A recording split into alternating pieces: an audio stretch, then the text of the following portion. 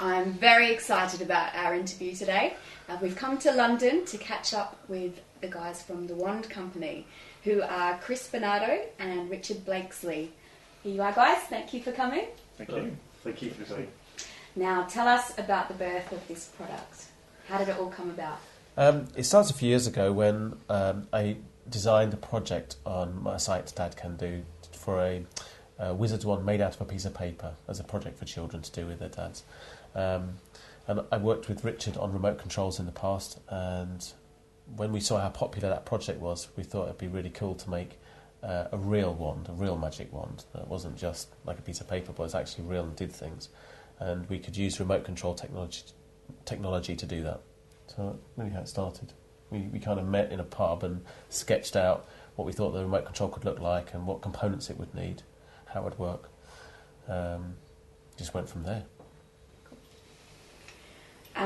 How did your partnership actually come about? How did you guys meet? We met probably 10 years ago or so, didn't we, at a design consultancy we both worked for at the time. Yeah, I think it's more like, it's nearly 20 years ago. It's more like 10 years ago if you want. It's quite a long, no, it's more than 10 years ago, that's isn't true. it? It's more like 20 years ago. Yeah, wow. Okay. No, that sounds terrible, doesn't it? And your sort of work and study backgrounds, what sort of fields were you guys in? What do you need to learn to be able to make one of these? Good question. Come on, Richard. You're more engineering than me. Yeah, well, I'm an electronics engineer by background, and then I worked in product design after that. So I did a few things from medical devices to agricultural machinery. To magic wands. To magic wands now, yeah. Yeah.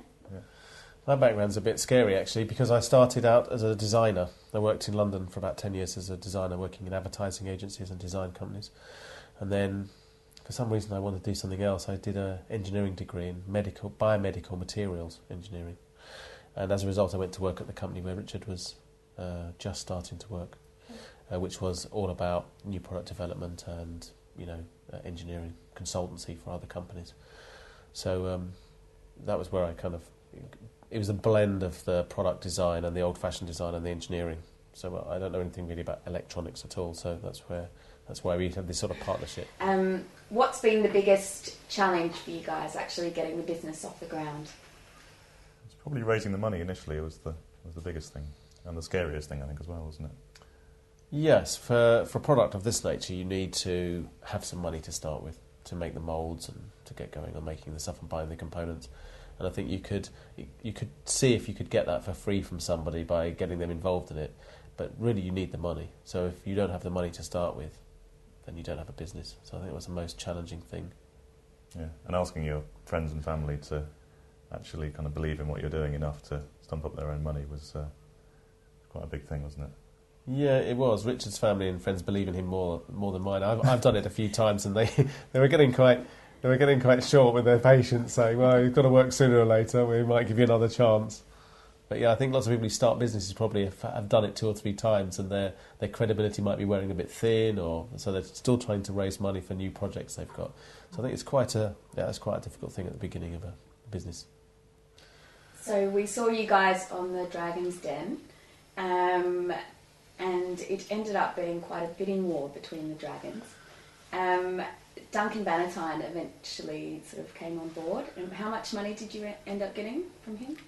200,000 was. We accepted his offer of £200,000. Okay. We've yet to complete on that, so we haven't actually got that money yet. But right, okay. But that's the thing. Yeah, they all offered it some money, in various shapes or forms. So what's been the best piece of advice from Duncan Bannatyne? I think keep your overheads low. Pay attention to that. And the fact that he gave us his affirmation that he liked the concept and he really saw us as a good business was a really sort of confidence building for us. That started in the den, and it carried on after that.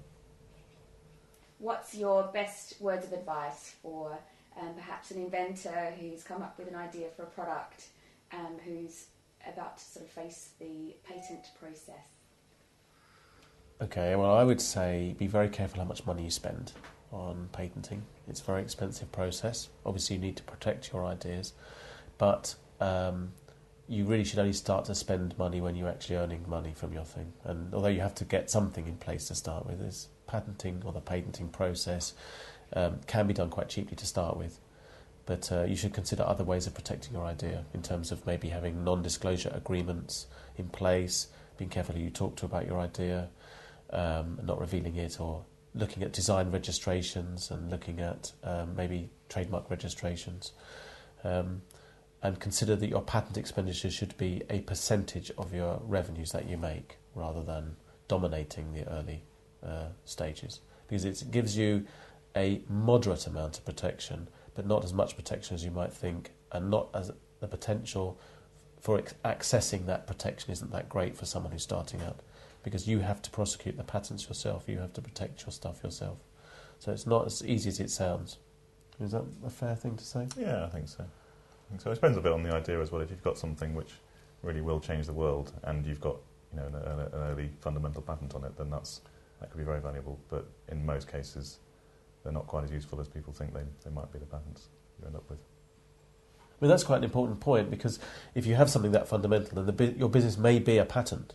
The whole business may be a patent that you then license or that you do.